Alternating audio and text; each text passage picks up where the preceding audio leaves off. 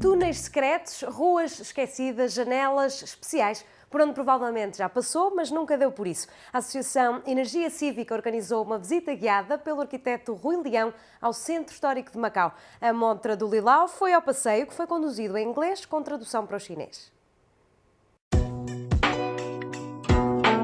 A ideia apareceu na plataforma do Civic Watch como uma maneira de olhar para a cidade diferentemente, porque eu acho que é uma coisa, de alguma forma, o tipo de catarse ou o tipo de experiência que a gente hoje em dia, cidadãos de Macau, sentimos uma maior necessidade. We wanted to start a tour here because this place was at the center of life in Macau in the old times. And on that side you have the Chinese bazaar. On that side you had the main square, the center of civic life. Along this road you had what was the center of the Portuguese town, with going down towards the southern bay.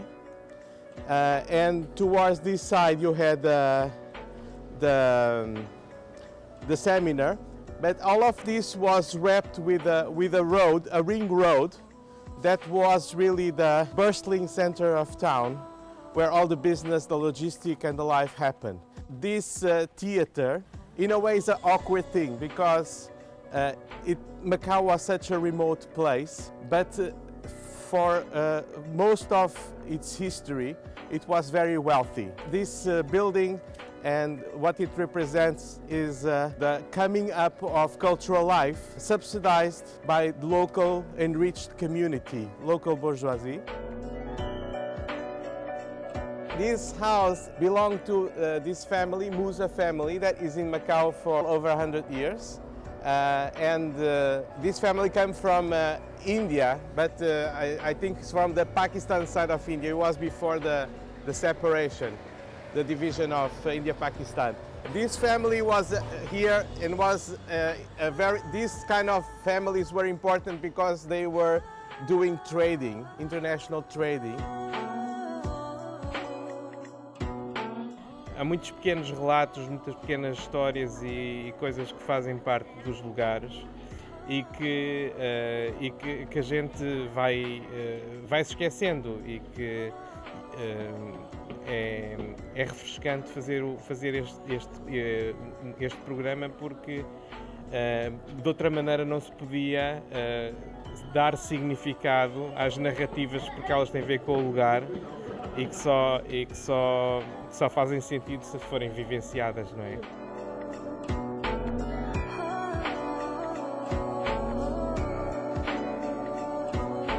Like the facade of St. Paul, the only Baroque buildings, churches that we have in Macau. And when you go inside, you will see it's very different for several reasons. And the Baroque style corresponds to the period of counter-reform.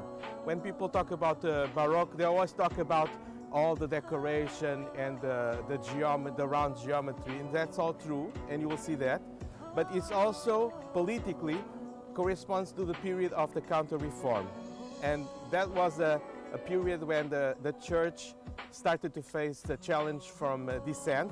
A lot of new churches cutting away from Christian churches, cutting away from Rome and the Catholic Church, and they had to make an effort to go look back at the people. What I feel that this church is really special is because it's using a Latin cross, and the way it's designed is like you feel like you're in the middle of two streets of a crossroad, and then the dome brings natural light, so it's as if you are in the middle of the street. So this is very strong because the message was you are not inside the house of God, but the street where you live is the house of God.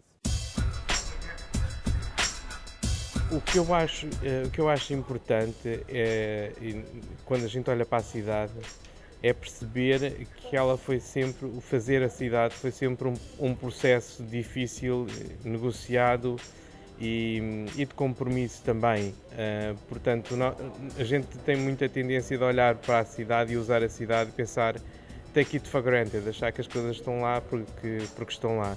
E na realidade a cidade fez e transformou-se com grande esforço e determinação de alguns. I think that the design here is very interesting because how do you connect to an old building? And it's done in a very elegant way. It's a very tight patio on the back, and it's very nicely put together. An architect, a Chinese architect, Chong Jok-kyu, who is the head of the Heritage Department. I think this is very interesting, and actually if you go to currently to the charters and to what the Docomomo and ICOMOS and UNESCO say is the adaptive reuse of buildings or extension of buildings is critical for the old buildings to continue to have a life. If you don't have adaptive additional use, you cannot, maybe they cannot survive as they were. But when you make the addition, you need to innovate. You don't need to replicate. Because if you replicate, you are, in a way, you are killing the old building. Because you're making it lose, that the building is losing its original value. Eu sou praticamente de Macau, vivo cá há mais de 30 anos. Acho que Macau tem imensa história e acho que nós não lhe damos a devida importância e às vezes não conhecemos, e acho que esta iniciativa do Arquitecto Lilau é de facto extraordinária, extremamente importante para nós, portugueses, para os chineses, como se vê, está aqui a comunidade chinesa, e acho que foi uma iniciativa de louvar e que se calhar deveria ser aproveitada para continuar. This was the place where you could get all sorts of pleasure. Even today, the restaurants are still here. The brothels are unfortunately gone. The color that was used in the street for the wood and the doors is the red, which is the color of sin. An interesting feature is that the type of windows that you have here. I have heard a version that in the brothels worked and on both floors, and that door could be opened so that the men could choose the women from the street. So I think that is a kind of a very poetic dimension of relation between inside and outside that we unfortunately don't have anymore, and how things were negotiated in the old city, and how the architecture reflected very much the function or the activities that were going on. Another thing that we see here, which is more recent, which is the Central Hotel on your back. I think this is a phenomenal piece of architecture. It's somehow still running. I think it's very phenomenal because it really represents the spirit of Macau when it was booming for the first time. Interesting thing about the Rua da Felicidade also is that it's not only the red light district, it's also a connection between the inner harbor, and the rest of the city. Because traditionally, all of this area from Rua dos Mercadores, so from this street down, it's all reclaimed land. Because it was step by step, only the streets in this direction were planned. And the streets in this direction, connecting the hill to the port, were never planned. So they were always very narrow alleys, is what you can see here. Some very wide streets here and very narrow roads in this direction. O que atualmente a gente tem é uma necessidade muito grande de planear, porque esse setor teve muito parado durante muitos anos, a seguir à passagem de soberania. Não se começou a equacionar a preparação para o futuro, não é? E portanto estamos sempre com um certo atraso, uma certa incapacidade de estar à frente em relação aos problemas que se põem na cidade.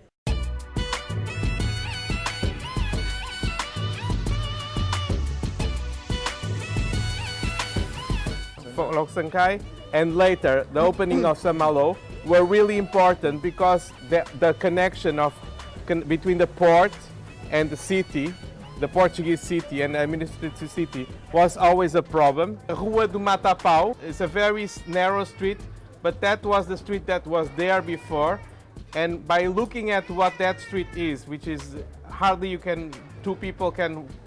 than two people can walk across, you can understand how significant the Saint-Malo cutting was. This was, I think, very dramatic in the Chinese community. It was seen as an aggression because it cut the Chinese bazaar in two.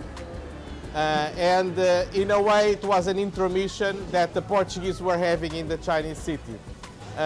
It's interesting, we will walk through. It's interesting if you see the buildings and the activity that is still going on. I feel that somehow this street has a very strong energy.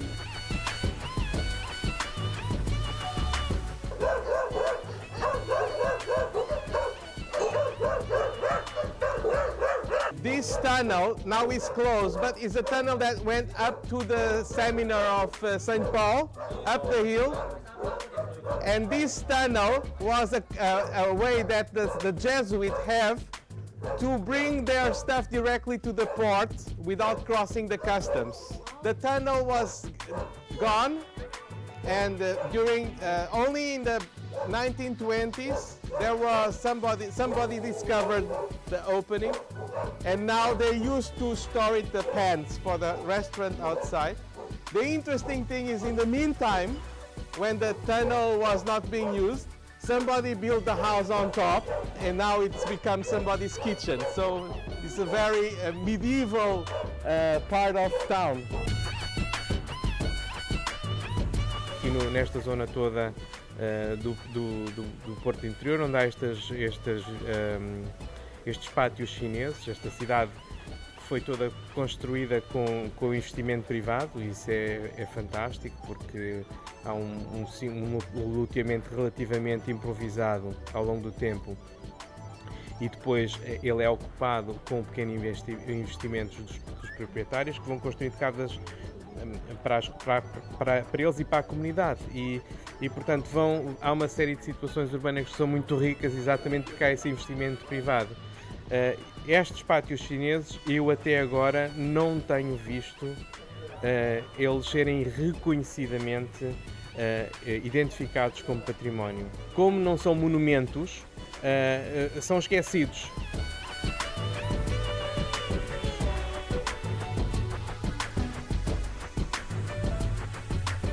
All of those buildings on top were also renovated. This one right in front, which looks very well preserved, actually it's just the facade because it has that building on top. But anyway, from here at least it looks okay. But if you go to the corner, you see that's just the skin in brick. But anyway, this is very complex. It reminds a lot of Lisbon and of cities built on the hills. And it's very interesting to have that same kind of feeling only with Chinese architecture. I think the kind of thing that you see here is really a mix-up, a mixture of a Portuguese city and Chinese city. If you go and look at Chinese cities, they are systematically always built on flat ground. And whenever there is a difference of level, there is not this creative appropriation of the difference of level in Chinese cities. This is typically Mediterranean, typically Portuguese, and the fact that this, which is all built by Chinese, somehow adapts to the difference of level, for me it represents really what we have been doing here for 450 years, which is this dialogue of doing, showing, sharing, and learning from looking. And this is, I think, really what Macau and all this center is about. Eu acho que foi muito bem, acabou por ter um espírito muito de programa de família, que é ótimo.